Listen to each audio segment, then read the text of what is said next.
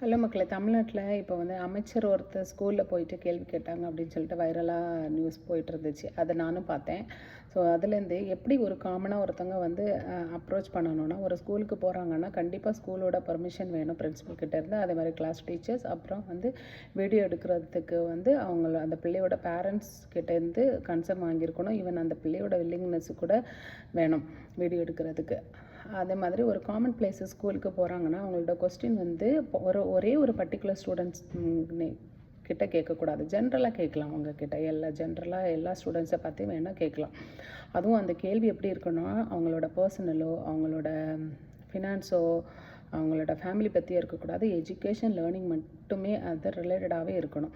So உங்களோட favourite subject என்ன, இன்றைக்கி என்ன லேர்ன் பண்ணீங்க, அந்த மாதிரி எஜுகேட்டட் ரிலேட்டடாக மட்டும்தான் கேட்டிருக்கணும்.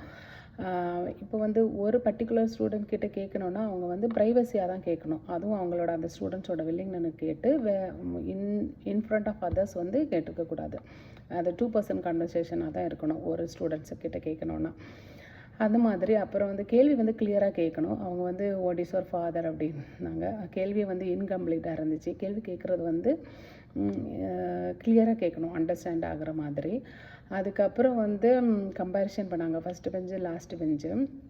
அப்படி கம்பேரிஷன் பண்ணால் சைல்டோட சைக்காலஜிக்கல்லி கண்டிப்பாக வந்து அஃபெக்ட் ஆவாங்க. ஏன்னா எல்லாருமே டிஃப்ரெண்ட் பர்சனாலிட்டி, எல்லாருமே டிஃப்ரெண்ட் ஐக்யூ தான். அதனால் கம்பேரிஷன் கண்டிப்பாக பண்ணவே கூடாது. ஈவன் வந்து அவங்க அந்த ஸ்டூடெண்ட்ஸ் கிட்ட தனியே இருக்கும்போது கூட கம்பேரிஷன் பண்ணக்கூடாது. அது வந்து இன்னொரு ஸ்டூடெண்ட்ஸை பற்றி அப்படி இந்த மாதிரி கேட்கக்கூடாது. குரூப் ஆஃப் ஸ்டூடெண்ட்ஸை பற்றி அப்படி கம்பேரிஷன் பண்ணக்கூடாது. அவங்கள பற்றி வேணால் மட்டும் டிஸ்கஸ் பண்ணலாம். ஸோ அது வந்து இது வந்து ஒரு பேசிக் அண்டர்ஸ்டாண்டிங், காமனாக எல்லாருமே வந்து தெரிஞ்சிக்கக்கூடியது.